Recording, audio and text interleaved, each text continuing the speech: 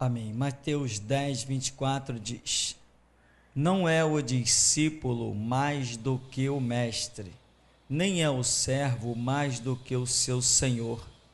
Basta ao discípulo ser como seu mestre, e ao servo ser como seu senhor. Amém. Você pode sentar.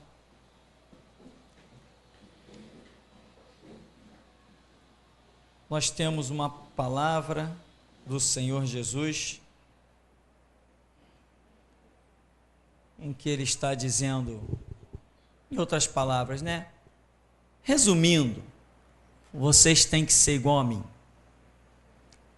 Aí ele vai dizer assim: mas perseguiram a mim. Se vocês forem iguais a mim, vão perseguir você.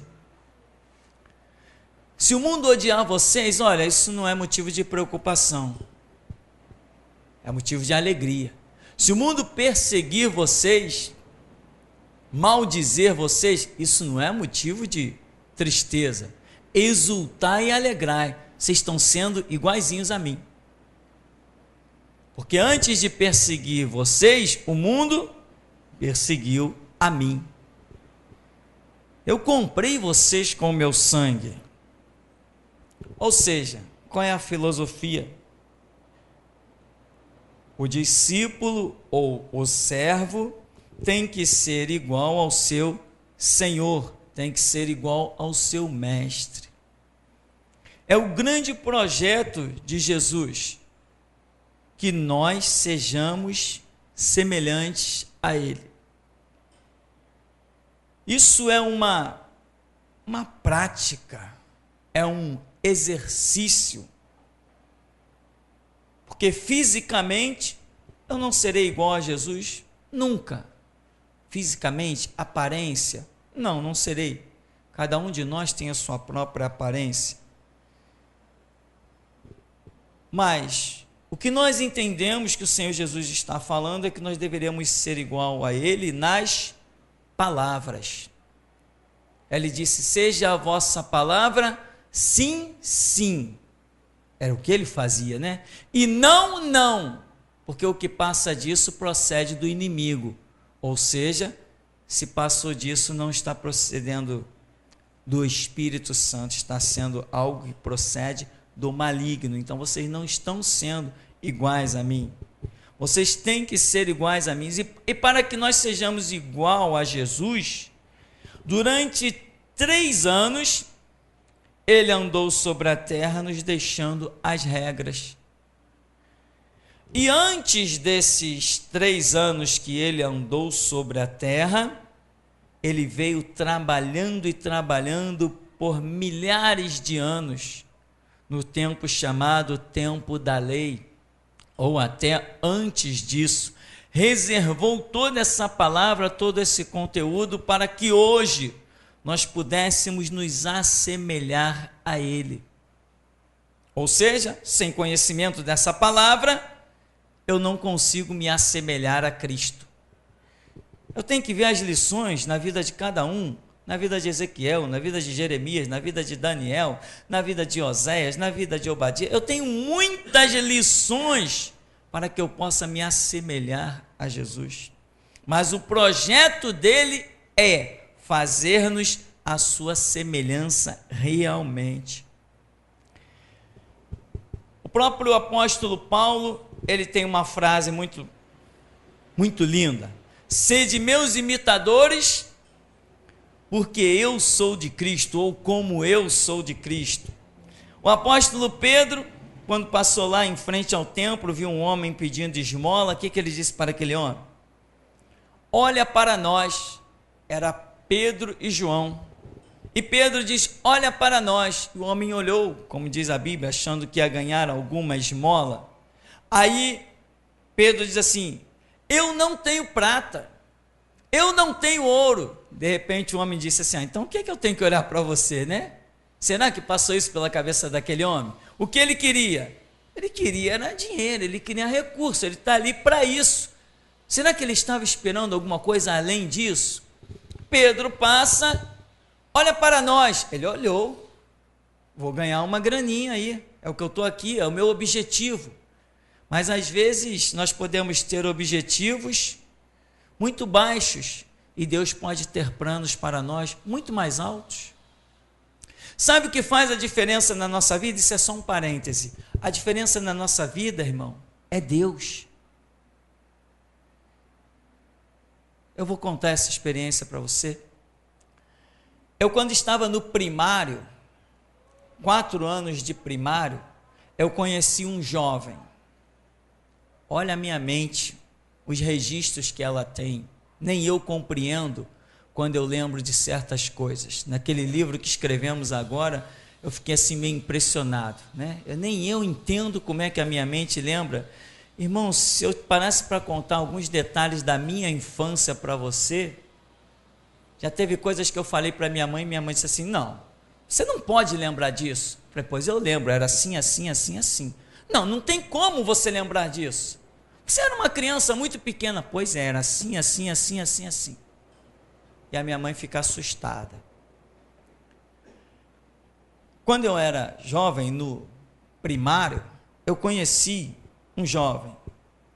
Enquanto eu, no primário, eu me esforçava que nenhum condenado para conseguir um 5 e passar de ano, esse meu colega, ele se irritava quando tirava 9,5, porque a nota dele era 10. No ginásio, na época, nós tínhamos 4 matérias.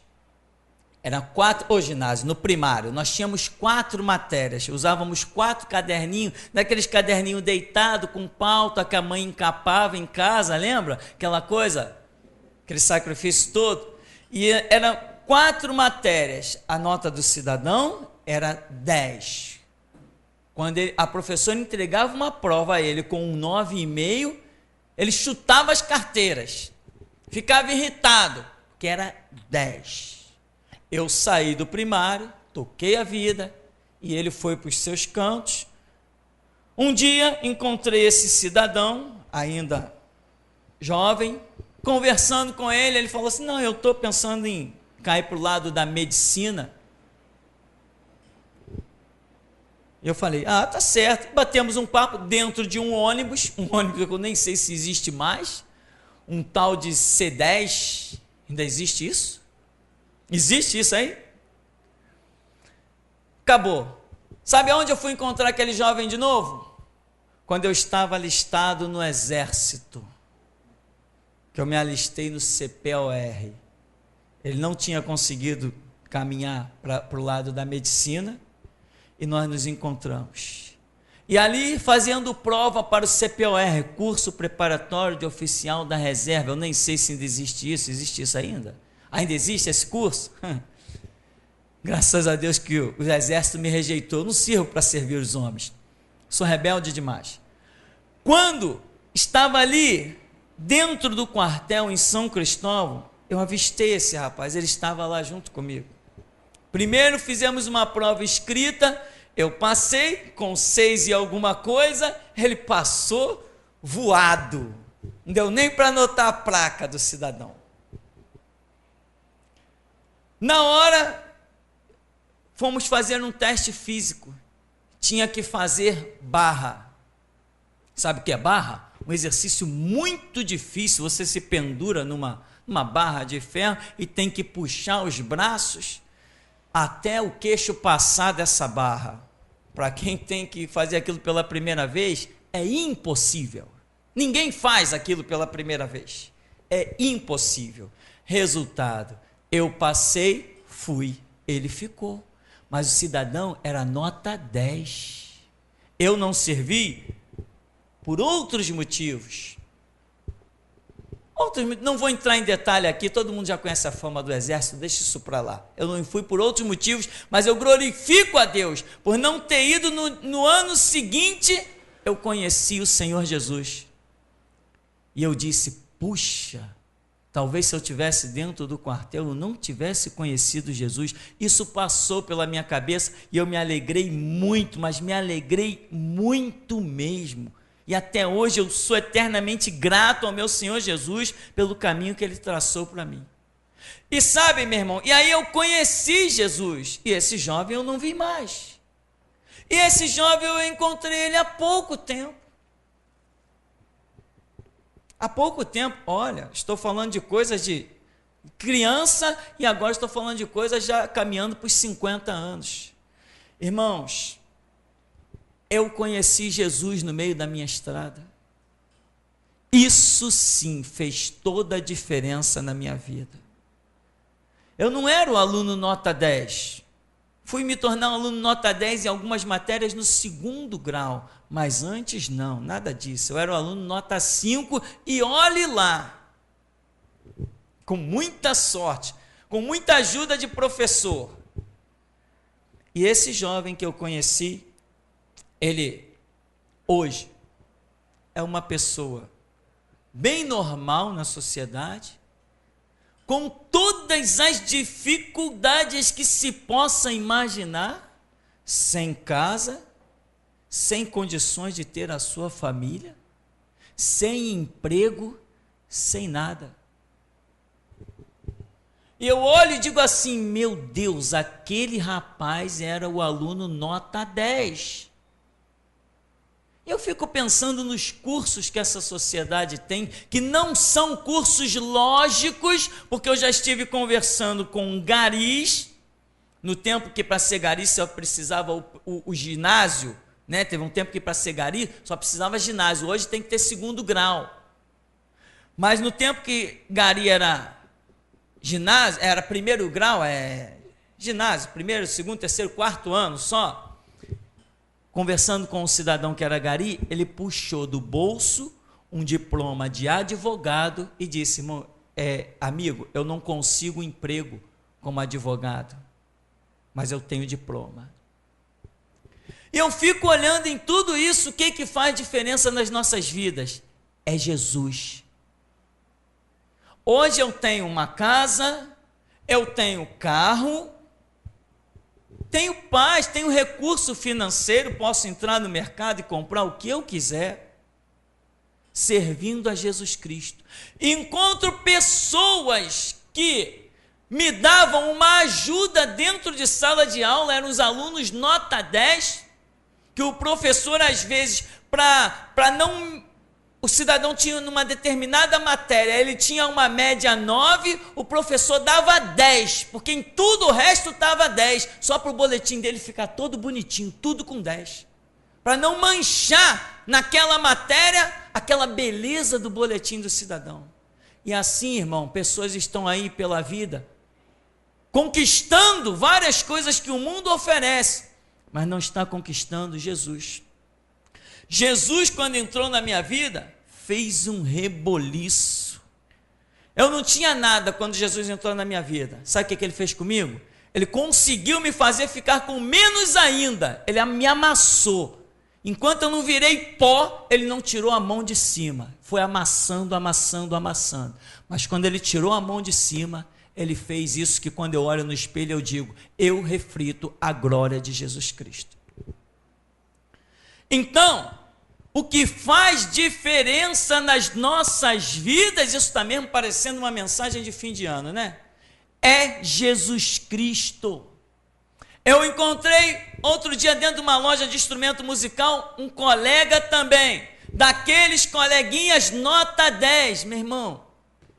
E a minha vida com Cristo, se fosse colocar a níveis, qualquer tipo de nível financeiro, sei lá mais o que, qualquer tipo de nível, a minha vida está acima deles. E eu olho e a única razão que eu acho é Jesus Cristo. E a frase que o apóstolo Paulo deixou, eu não esqueço dela. São as bênçãos de Deus que nos enriquecem. Então, irmão, vede bem que caminhos você pretende traçar para o seu filho. Você pode querer que o seu filho seja um médico, mas eu te garanto que ele ser um médico, sem ser um crente disposto a dar a vida por Jesus Cristo, não adiantou de nada. Besteira. E tem muita gente lutando pelo melhor para os seus filhos, só que é o melhor aos seus próprios olhos, ou o melhor dentro dos conceitos da sociedade. Vou botar o meu filho naquele colégio. Por quê? Todo mundo fala bem daquele colégio. É mesmo? E o que Jesus tem a dizer daquele colégio? Ninguém sabe. Jesus nunca pronunciou nenhuma palavra sobre aquele colégio. Não é isso que acontece muitas vezes? Então, só queria, irmão, deixar esse parêntese. Eu nem entendo, às vezes, certas coisas. Às vezes eu preciso ouvir as mensagens depois do culto, no dia seguinte, eu preciso ouvir, eu fico incomodado, às vezes, para ouvir, que eu não entendo por que eu disse certas coisas. Então, nós vamos voltando.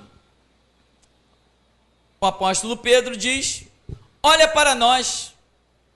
Eu não tenho prata, eu não tenho ouro, mas o que eu tenho, isso eu te dou. Em o nome de Jesus Cristo, o Nazareno, levanta e anda. Eu não tenho prata, eu não tenho ouro, mas olha para mim. Em o nome dele que está acima de mim, ou seja, Pedro está dizendo, há entre eu e o mestre uma identificação, eu sou igual, ou eu sou semelhante a ele. Ele disse para muitos, levanta e anda, ressuscita, volta dos mortos, então eu vou fazer igual a ele. Olha para mim, em nome dele, levanta e anda. Irmão, essa identificação que nós precisamos ter com Cristo é algo simplesmente inquestionável. Precisamos essa autoridade, essa postura, essa colocação sem dúvida. Olha para mim. O que a pessoa vai enxergar quando ela olhar para mim? Ela tem que enxergar em mim Deus. Não que ela vá me ver como Deus, mas as minhas ações serão semelhantes às de Cristo e vai refletir isso na vida de todos aqueles que estiverem ao meu alcance, independente de aceitarem ou não aceitarem. Não quer dizer que as pessoas vão aceitar, não, até com o caso de Pedro, muitos disseram, nós não podemos negar, esse homem fez um sinal notório, ninguém pode negar isso aí. O homem que ele levantou lá tinha mais de 40 anos, ninguém podia negar, todo mundo conhecia o homem, sabia que ele não era enganador, não estava fingindo, mas eles mesmo assim disseram, não, mas nós temos que dar um jeito de calar esses homens. Não quer dizer então que vão aceitar, embora tenham reconhecido Cristo, visto os seus sinais, mas não aceitaram. Isto é a semelhança, a identificação que nós precisamos ter com o nosso mestre, como foi o nosso texto, não é o discípulo mais do que o mestre, nem o servo mais do que o Senhor. Basta ao discípulo ser como seu mestre e ao servo ser como seu Senhor. Todos aqueles que realmente reconhecem alguém como mestre, alguém como Senhor, a tendência é tentar se igualar a ele. O que nós temos procurado fazer nessa vida? Não é tentar se igualar a Jesus? Muita gente não. Muita gente se contenta, às vezes, em chegar na igreja e pregar. Não, eu sou o pastor, eu vou ali, eu prego, eu sou o pastor. Mas esse pastor que prega, muitas vezes, não está se preocupando em se igualar a Jesus. Não está. É muito diferente em ser o pregador e em estar trilhando um caminho para se igualar a Jesus. Muita gente chega dentro das igrejas e canta muito bem, toca muito bem, mas não está preocupado em se igualar a Cristo nas suas concepções, nos seus ideais, nas suas buscas, na sua maneira de agir, sentir, pensar, falar. Não estão preparados, não estão procurando isso. Isso é uma realidade, não há essa identificação, mas de um modo geral, o que acontece? Quando há essa identificação, Jesus falou, vós sois o sal da terra, vós sois a luz do mundo, e assim vai resplandecer a vossa luz no meio dos homens, e eles vão glorificar ao vosso Pai Celestial que está no céu pelas suas obras. As nossas obras em Cristo refletem exatamente o que Deus estaria fazendo, o que Deus está fazendo em nosso meio. Então, essa identificação é fantástica quando nós reconhecemos que há alguém acima de nós e temos o interesse de nos igualar, ele é o nosso modelo. E o que nós queremos ver nessa noite? Dentro de mais alguns poucos anos, vai estar reinando sobre a terra um cidadão que nós chamamos de o anticristo, né? Ou o homem do pecado, ou o homem da iniquidade. Irmão, e veja bem a realidade. Se existe um líder, é porque existem liderados. Se existe gente dando ordem, é porque existe gente que está acatando, aceitando essas ordens. Se existe gente em um trono reinando, é porque existe nesse reino pessoas que aceitam ser súditos, submissos a esse rei. Se Jesus Cristo encontrar gente submissa a ele sobre a terra, ele estará reinando. Se Jesus Cristo encontrar discípulo dele sobre a terra, ele exercerá e executará as suas obras.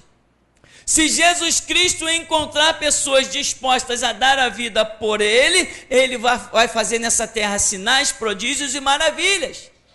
Se ele encontrar pessoas dispostas a levar adiante as palavras dele, ele realizará obras tremendas. E o anticristo, quando vier no poder? Por que o anticristo vai conseguir reinar? Porque ele achará uma humanidade corrupta, corrompida, profanada. Por isso o anticristo vai reinar. Quem é culpado do anticristo reinar? A humanidade. A humanidade é culpada. Muita gente atribui muita culpa aos líderes, quando na verdade a culpa é do povo. Sabia? Passou um carro ali e me lembrou uma coisa. Você não viu aí, não teve um monte de policiais que mandou matar juíza e não sei o quê, depois descobriram que havia um comando. Ora, por que aquele homem conseguiu comandar? Porque aqueles que estavam ali aceitaram ser comandados. Muita gente diz assim, Lenin, aquele comunista assassino, Lenin foi um grande assassino, Lenin matou não sei quantos milhões de pessoas. É mesmo? Lenin matou milhões de pessoas? Como que ele matou? Ninguém nunca viu Lenin dar nenhum tiro. Quem matou foi o povo que aceitou a liderança dele. Foram os exércitos que eram montados por pessoas, gente de 18, 19, 20, 30 anos, que aceitava a liderança de Lenin. Lenin foi o assassino? Não, assassino era o exército também, cada um da população. Cadê os civis? Cadê os civis? E a mídia que Lenin tinha na sua mão? Todo mundo publicando o que Lenin queria. E os rádios que tocavam tudo que Lenin queria. Quem eram os assassinos? Hoje nós vemos pessoas aí presas por associação ao tráfico, porque emprestou o nome para um traficante comprar uma moto, vai para a cadeia. Ué, e lá era diferente então essa época? Surgiu outro assassino depois de Lenin, Joseph Stalin. Mais um assassino brutal. Tudo lá no domínio da Rússia. E Lenin e Stalin também foi um assassino? Foi, claro que foi. Mas não vi, até hoje nos livros que eu li, não vejo nenhum relato dizendo que Stalin pegou uma arma e matou alguém. Mas os que eram liderados por ele, esses sim matavam. E o povo que era privilegiado pelas concepções do país também eram assassinos passivos. Não existe líder se não houver quem aceite ser liderado. O evangelho, meu irmão, teria sido uma bomba atômica no mundo se os cristãos pudessem ser tão submissos quanto os servos do diabo têm sido ao longo dessa geração. Mas o Senhor Jesus disse assim: os filhos das trevas são mais prudentes que os filhos da luz.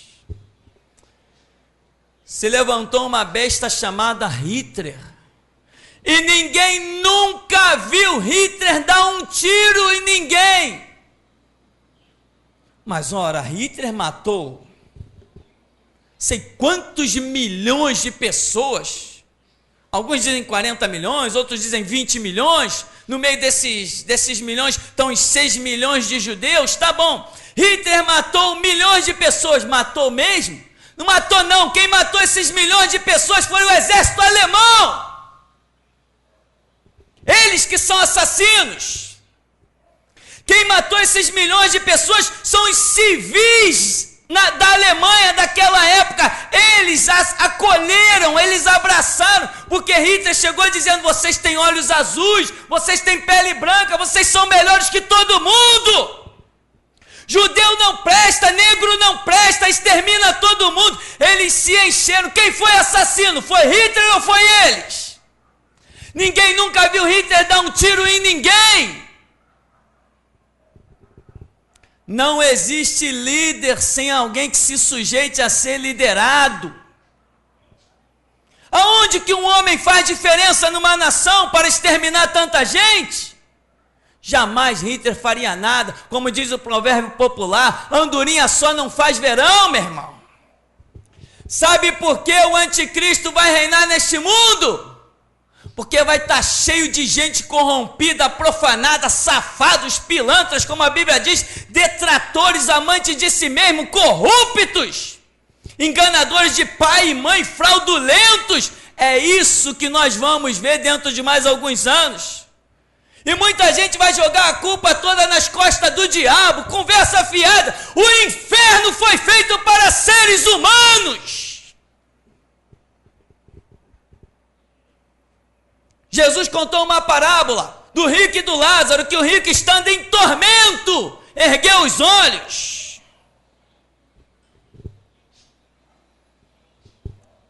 Nós, irmãos, temos que saber nos sujeitar a Deus, para que os seus projetos aconteçam, para que o plano tome o seu cumprimento total. Não vamos impedir que as catástrofes aconteçam, elas já estão preditas, mas temos um tempo aí em que podemos muito bem fazer a nossa parte. Nós temos uma regra, a Bíblia é uma regra para o mundo inteiro, mas as pessoas preferem tacar fogo na Bíblia e seguir opiniões de homens. Agora, quando Hitler estava no poder, nem alemão aquela praga não era um austríaco. Nem alemão aquilo lá não era. Mas os alemães aceitariam qualquer um que exaltasse a eles. Muita gente vem e diz hoje aí: Hitler destruiu a Alemanha. Conversa fiada, meu irmão. Quem destruiu a Alemanha foram os próprios alemães. Eles destruíram. Eles deram de bandeja seus filhos para a escola de Hitler. Não houve nenhuma oposição, a história não mostra nenhuma oposição, que nenhuma família tivesse tido seus filhos arrancados, que nenhuma família tivesse sido morta por se negar a entregar seus filhos para Hitler. Eles entregaram seus filhos de bandeja, pensando que seus filhos iam ser reizinhos.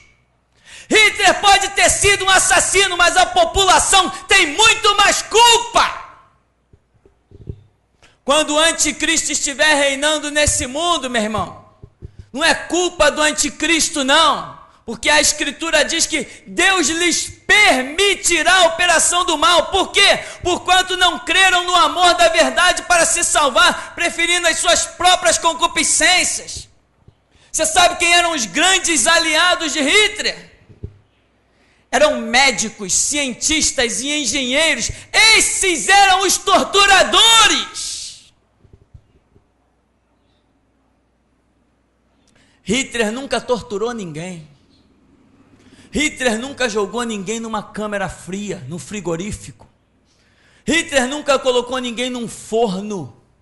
Hitler nunca decapitou ninguém. Poderia até parecer que eu estaria defendendo Hitler, né? Não, eu estou apenas querendo mostrar que quando um líder faz alguma coisa, é porque tem gente que aceitou virar capacho e tapete. É isso que eu estou dizendo. Olha o povo da Universal. Olha o povo das Assembleias de Deus.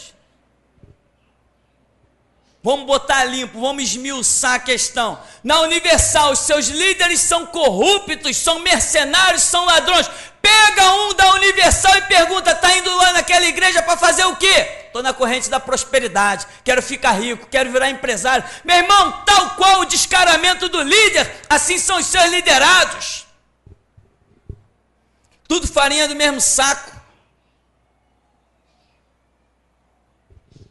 É o dia a dia. Pode pegar qualquer organização. Por que que a liderança das Assembleias de Deus, mercenária, profanada e corrompida, coloca políticos lá atrás do púlpito para pregar e falar um monte de besteira? É porque o povo que está lá gosta de se sentir em destaque com uma autoridade política estatal lá atrás do púlpito. Se eles tivessem dignidade e não aceitassem isso, eles não deixariam o político entrar pelas portas e subir atrás de um púlpito. Ninguém questiona nada, ninguém diz nada. Tal é o líder, tal assim é o povo. Dizem por aí que o povo tem o governo que merece. E esta é a verdade. Jesus Cristo vai ao encontro daqueles a quem ele acha digno de receber a sua revelação. Infelizmente, muitos encontram Jesus e depois dão as costas para ele. Conversa com os políticos da Assembleia de Deus, ou melhor, com os cristãos da Assembleia de Deus. Falam com todo orgulho, dia tal, o fulano de tal vai estar lá na igreja. Esse culto, esse dia eu não perco. Faltam em dias comuns normalmente, mas no dia que vai ter um político lá, nesse dia eles não perdem. Por quê? Porque o político é muito mais importante que Jesus Cristo. Ora, se é. Então, meu irmão,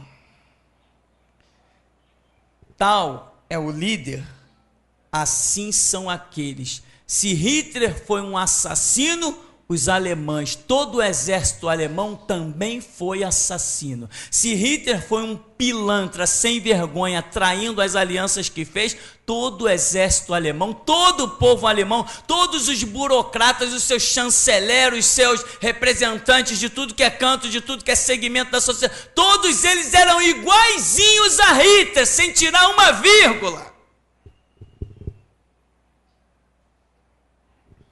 E tem mais. Aqui no Brasil, a história não será diferente. Aqui no Brasil, a história não será diferente. Tudo que acontecer de mal e vigorar nessa nação é culpa do povo. É culpa do povo. Quando tem qualquer coisa que o povo se mobiliza, meia dúzia faz uma passeata, logo logo os políticos abafam tudo, porque eles reconhecem que a força maior é do povo. Mas quando o povo se cala, aceita os líderes profanados, corrompidos, com as suas leis mais descaradas, quando eles se calam, tudo se estabelece de uma forma muito simples. Então qual é a realidade? Tal qual é o líder, tal qual é o povo. Enquanto nós dissemos assim, olha, deixa sair o kit gay aí, da primeira vez, deixa sair o kit gay, que nós vamos queimar em frente ao primeiro colégio mais próximo. Isso foi publicado em várias mídias lá pelo Nordeste. O kit nem saiu e já tem uma igreja lá no Rio prometendo queimar em frente à igreja. Eu falei, é isso mesmo, e queimo mesmo. E queimo mesmo. Agora, se o povo cala, meu irmão, os líderes sobressaem. Não estou querendo dizer que o anticristo não vai reinar ou que nós, como igreja, vamos impedi-lo de reinar, não, porque nós seremos retirados da terra justamente para que ele reine. Porque já pensou a gente na terra, o anticristo conseguir reinar? Mas de jeito nenhum, ele não conseguiria reinar de forma alguma. Então, presta atenção, irmão. Se o povo aceita a liderança exerce poder. Se o povo aceita a influência dos líderes, os líderes exercem o domínio total. Hoje, o que nós estamos vendo no país, no Brasil, é o quê? O povo, em certas maneiras, o povo se calando e deixando tudo acontecer do jeitinho que quer. Como se nada pudessem fazer. Ao contrário, quem se manifesta de uma maneira muito simples dentro dessa sociedade, logo as lideranças percebem que existe uma resistência. Agora, se o povo aceita as corrupções, se o povo aceita os delitos, se o povo aceita as falcatruas, se o povo aceita os governos degenerados, a imposição de leis na força, mesmo que sejam feitas por debaixo do pano. Votou-se a lei tal, votou, mas eu estou rasgando ela aqui, estou rasgando. Isso ninguém impõe. Nenhuma liderança consegue se impor em cima de um povo que não aceita ser liderado. E para concluirmos, nós queremos falar de Jesus mais uma vez. Se nós aceitarmos a liderança do nosso Senhor Jesus, se nós conseguirmos entender a sua vontade, se nós nos sujeitarmos aos conceitos do Senhor Jesus, se nós realizarmos o que Ele nos ordena, irmãos, não estamos falando de púlpito, nós não estamos falando de liderança sacerdotal, nós não estamos falando de igreja, nós estamos falando de Jesus, o Messias, Jesus, o nosso mestre, nos liderando, e nós vamos agir conforme o que Ele quiser. Se nós conseguirmos enxergar isto, nós seremos o que olhos não viram, nem ouvidos ouviram, nem jamais penetrou o coração humano. Nós vamos adentrar no reino celestial para desfrutar do que olhos não viram, nem ouvidos ouviram, nem jamais penetrou o coração humano. Mas nós precisamos, à semelhança dos servos de Satanás que se sujeitam cegamente, a ponto de se tornarem assassinos, nós precisamos simplesmente nos sujeitar ao nosso Senhor e fazer aquilo que Ele nos ordenar. Então nós concluímos, Mateus 10, 24. Não é o discípulo mais do que o mestre, nem é o servo mais do que o seu senhor. Basta ao discípulo ser como seu mestre e ao servo ser como o seu senhor. Amém, meu irmão? E até aqui nos tem ajudado, Senhor,